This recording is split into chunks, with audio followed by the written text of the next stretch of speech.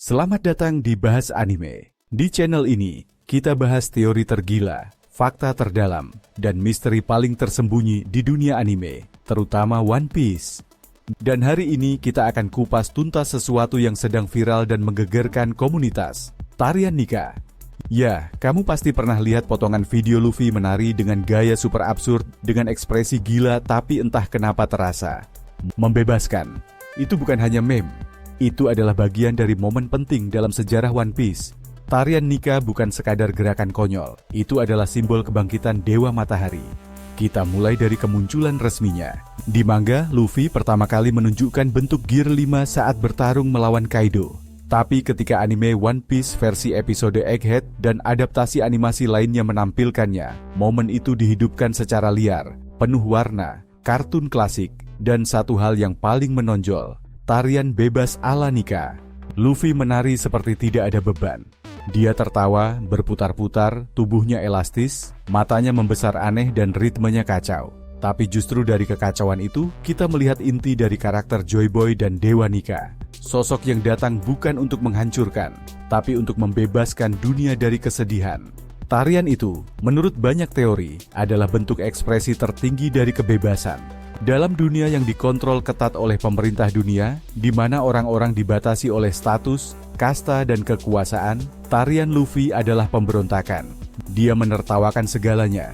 Bahkan dalam pertarungan hidup dan mati, dia tidak kehilangan tawa.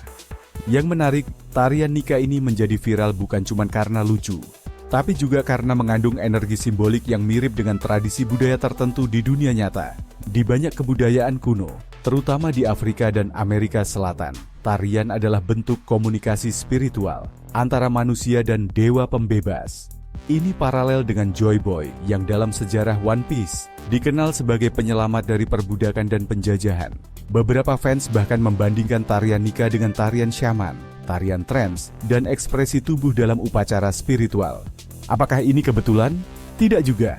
Eiichiro Oda sendiri sangat suka menggabungkan unsur mitologi dan sejarah dunia nyata ke dalam cerita One Piece. Dan Gear 5 bukan hanya transformasi kekuatan. Ini adalah bentuk kebangkitan simbolis dari sang Dewa Matahari. Dan disinilah hal menjadi lebih dalam. Mengapa pemerintah dunia takut pada Nika? Karena tawa itu adalah ancaman. Tarian itu adalah pemberontakan. Nika menertawakan struktur kekuasaan. Dia mengajak semua orang, dari raja sampai budak, untuk menari, untuk tidak takut lagi. Itu sebabnya Imu dan Gorosei sangat ingin menghapus nama Joy Boy dari sejarah. Karena kekuatan Joy Boy tidak terletak pada senjata atau pasukan, tapi pada kemampuannya menginspirasi orang-orang untuk tersenyum di tengah penindasan. Dan ketika Luffy menari sebagai Nika, dia tidak hanya membangkitkan kekuatan. Dia membangkitkan semangat Joy Boy dan mengirimkan pesan ke seluruh dunia. Jangan takut tertawa, jangan takut menjadi bebas. Itulah kenapa tarian ini menjadi viral, karena dia menyentuh hal yang paling manusiawi dalam diri kita. Keinginan untuk lepas dari beban, dari ketakutan, dari tekanan hidup, dan hanya menikmati momen, bahkan untuk sesaat. Tapi, ini juga membuka pertanyaan besar. Apakah Luffy masih bisa bertahan dengan kekuatan Gear 5 ini? Apa konsekuensi jangka panjangnya terhadap tubuhnya? Apakah Nika akan mengambil alih kepribadiannya? Apakah ini terlalu dekat dengan dewa-dewa kuno di dunia One Piece yang penuh misteri?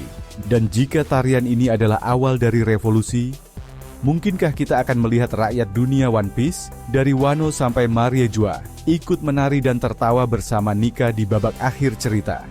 Atau sebaliknya, apakah pemerintah dunia akan menganggap ini sebagai ajakan perang? Tarian Nika lebih dari sekadar lelucon visual. Ini adalah manifestasi dari harapan, tawa, dan perlawanan terhadap penindasan. Dan selama Luffy terus menari, dunia punya harapan untuk berubah. Jadi, sekarang giliran kamu. Apa pendapatmu soal tarian Nika? Apakah ini cuma lelucon viral? Atau isyarat dalam bahwa Joy Boy akhirnya bangkit kembali? Tulis pendapatmu di kolom komentar. Dan seperti biasa, jangan lupa untuk like, subscribe, dan aktifkan lonceng notifikasi. Karena di Bahas Anime, kita akan terus bongkar misteri tergila dari dunia One Piece dan anime lainnya. Sampai jumpa di video berikutnya.